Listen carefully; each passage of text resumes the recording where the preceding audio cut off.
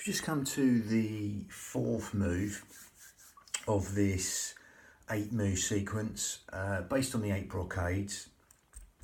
And again, this one's called Wise Owl Gazes Backwards, or looking back to eliminate the 5 fatigues, 7 illnesses.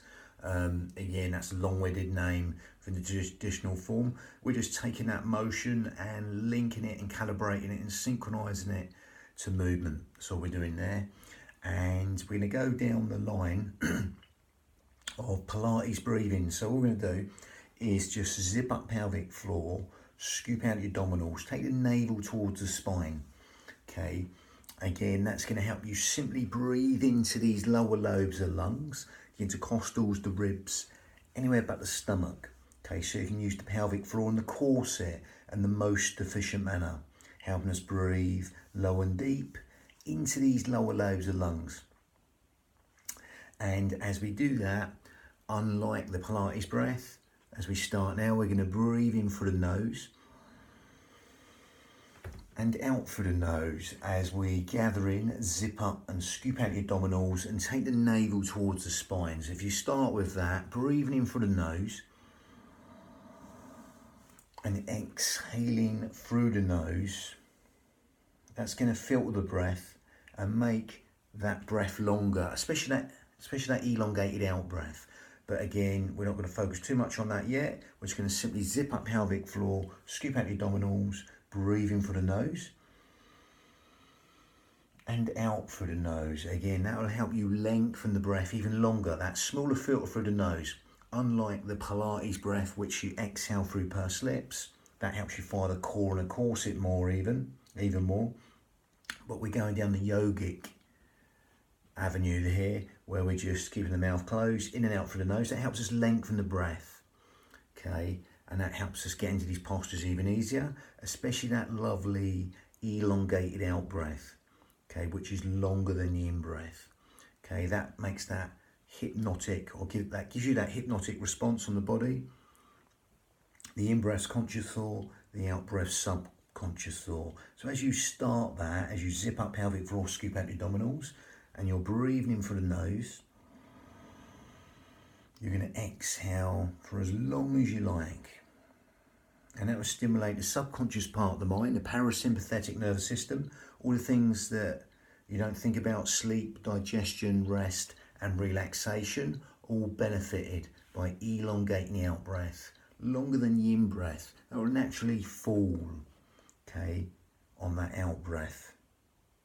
Okay, the out breath will want to just naturally lengthen longer. So if you keep on doing that, you will naturally feel that happening, that elongated out breath.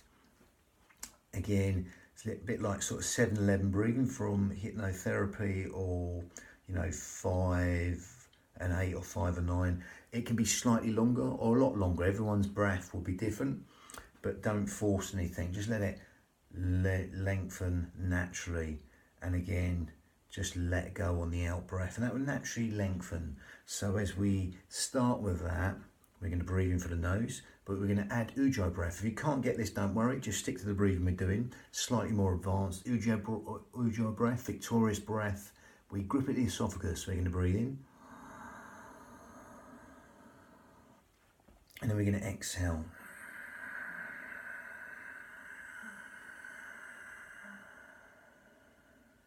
So you get that lovely, raspy, silky breath. As you do that, you'll feel that breath flow in and flow out, and even you'll feel it lengthen as you get the Ujjayi breath. If you can't get that, don't worry. Not everyone can get it straight away. You can just stick to the breathing out through the nose. That makes that yogic there. But that Ujjayi breath as we do it,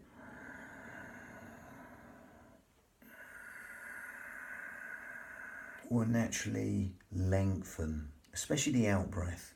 Can it help you stimulate the thymus gland, which helps, or the thyroid gland even. The thymus gland is here, that's stimulated in the way, but mostly the thyroid gland, which helps with weight control, etc.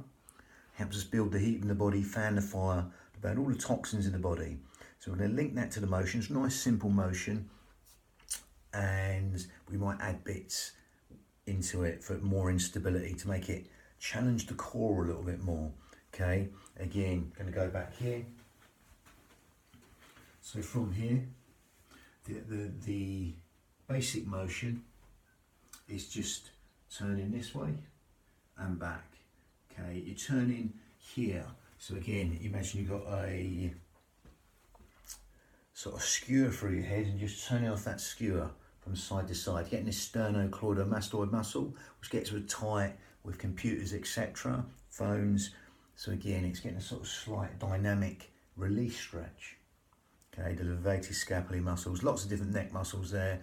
And again, you're bringing the rotor cuffs here and you're opening up the chest. We're going to add more to that. Again, you can be down deep, as with all Qigong postures, or you can be up high. That's optional to you. We're going to add more in. So again, we're just breathing to prepare as we zip up pelvic floor, gathering, navel towards the spine, and we're going to exhale.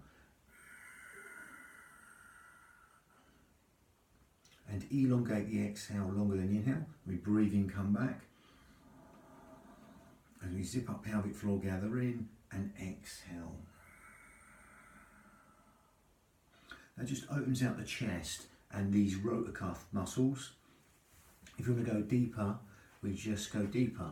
Either squat stance here, but no lower than knees in line with toes, or go out deeper, slightly out of horse riding stance. Not Charlie Chaplin, it's slightly out of V, and all we're going to do is just exhale and breathing, come back and exhale,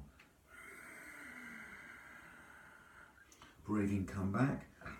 If you want to come up on the toes, you can do, and exhale down. That creates a little bit more instability for the pelvic floor and the corset to stabilise. Okay, so from there, we're going to exhale. It's a exhale. We're going to breathe in as we come back, and we're going to exhale. So it's a exhale. If you come onto the toes, you can do, and gather in. You'll feel a little bit more instability there. Lengthen up, keep your shoulders down. Exhale.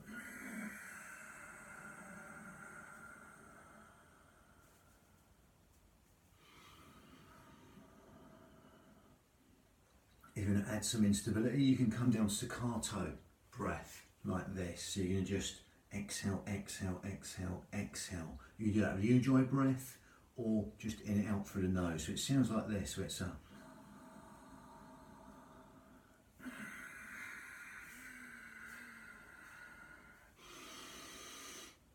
and again staccato breath. Fire the exhale. So it's a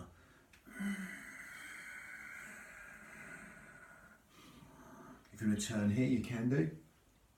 In the traditional form, you just turn from the neck, but if you want to just turn a little bit from the body, you can do, okay, to bring in these oblique muscles a little bit more. So it's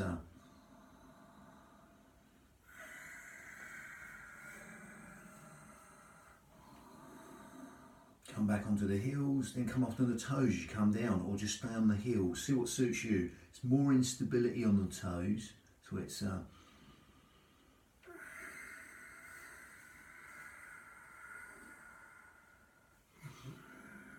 and again, gathering against the instability, take the navel towards the spine. If you want to come on the toes, create more instability. Remember the exhale's like a... You can either do that with the ujjayi breath, or you can just fire the breath, okay? That's just helping you fire this corset muscle. So it's like a cough or sneeze. You've got the pelvic floor here, comes to here, and then you've got the corset muscle linking on 3 layers deep, like cling film onto this pelvic floor muscle, and as soon as you cough or sneeze, everything comes in towards the spine. So that's what you're doing with that staccato breath. You can just fire it and stop.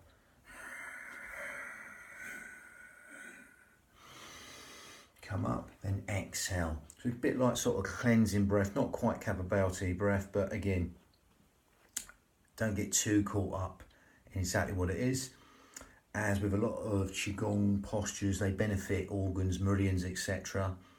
But this will benefit every single cell in the body. You're full of sort of trillions of cells, and that breath will reach every atom of every cell in the body. So that benefits everything really within the cellular structure of the body. It's an inside job there. Lovely. So it's bend it over to wag the towel to calm heart fire. Next for 5. That was number 4, bang.